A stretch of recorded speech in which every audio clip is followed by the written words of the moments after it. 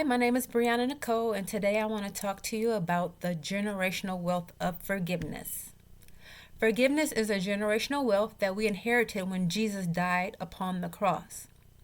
On John 10:10, it says, "The thief comes only to steal and kill and destroy. I came that they may have life and have it abundantly." Not only did we inherit forgiveness for God for ourselves toward our faults and transgressions, we inherited the wealth of forgiveness to share with others. When we don't exchange forgiveness with others, we clog up our spirit. We put ourselves in debt with time, people, life, and emotions.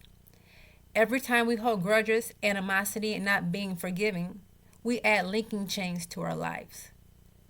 When you find yourself mad at someone because of what they done to you, you're linking on another chain. If somebody did something to you and you can't, and they say sorry, but you won't accept they sorry, you're adding on another chain. When you see someone that hurts you and you can't forgive them, you're linking on chains. And then you find yourself heavy, your mind heavy, your life heavy, and that's all because you're carrying on this weight of life.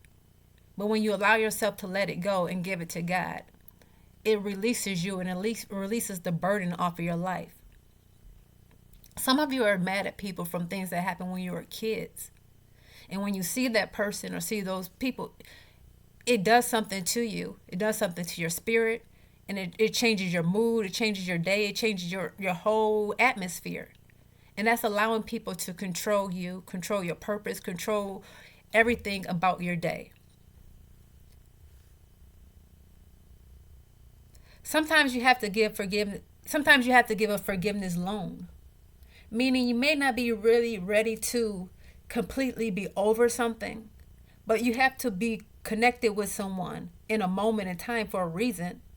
And despite of what's going on, you have to put your pride aside in that moment to interact with that person to accomplish your goal. When we don't forgive, you give people control of your spirit, time, purpose. Forgiveness don't mean you allow yourself to be positioned in the same disappointment. It's saying that I'm not allowing your actions to steal my joy, my purpose. When your heart is pure and your intentions are in a loving place, it's easy for God to flow through you. We have the choice to live life holding grudges and anger towards people who wronged us or abused their access to us, or we can lift our hands and surrender it to God, surrender all our issues and problems to God, and allow Him to heal us and establish the peace in our spirit that we need. When I have an issue, I learn to immediately seek God so that He can stand in the gap and keep me whole. Because if I don't, I'll find myself taking it out on my kids, taking it out on life. But I learned that God says the battle is not mine, that is His.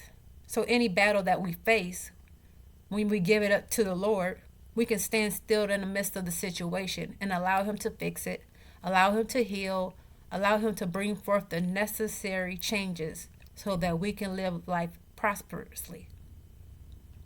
I'm not sure about you, but I like being whole. I like being able to look at someone who wronged me and talk to them and tell them to have a blessed day, and to have the ability to also to pray for them. That shows the freedom in my spirit to live and be and not be controlled by the things of this world. People portray their struggles or demons on you, but you have to take a stance by not accepting the words that they may say. You have to take a stance by sometimes looking at people with understanding, because everyone's life is not the same. Everyone has different situations in life that position them to act accordingly to how they may act, and never found the solution to handle problems that they deal with. So they take that out on you. They take it out on the world. They take it out on people. You don't know everyone's story that causes them to act and behave the way that they do. Not giving excuses, but sometimes understanding that's necessary to determine your reaction towards a situation or to others. People have trauma, mental issues, no life training, the environment they grew up in that created the response that people give and have towards situations. And that's why God is so important.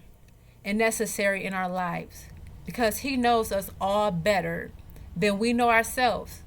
God will give you the wisdom to people in situations when you allow Him to lead your life and when you allow yourself to listen to what He says. Do not allow unforgiveness to rob you of your inheritance of the beauty and peace of life.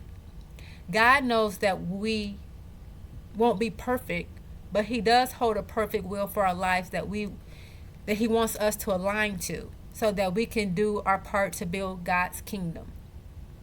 You have the power to establish the joy and peace in your life, and a lot of that starts with forgiveness.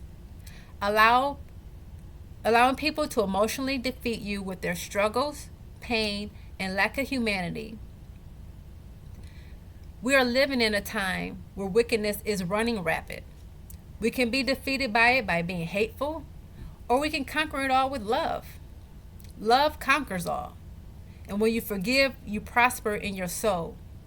And it doesn't matter how much money you have, the people that you're around that you feel like you love or whatever, but if your soul is defeated, if you're heavy burdened, and if your soul is ugly, you will never be content in life. There's no amount of money, no amount of anything that can fix your spirit. You are responsible for your own spirit. I'm not sure about you, but I always choose love because love heals all. Love fixes all. And not just the regular love, the Hesed love, which is the love of God. I hope you all have a blessed day, and may the Lord continue to prosper you all in greatness.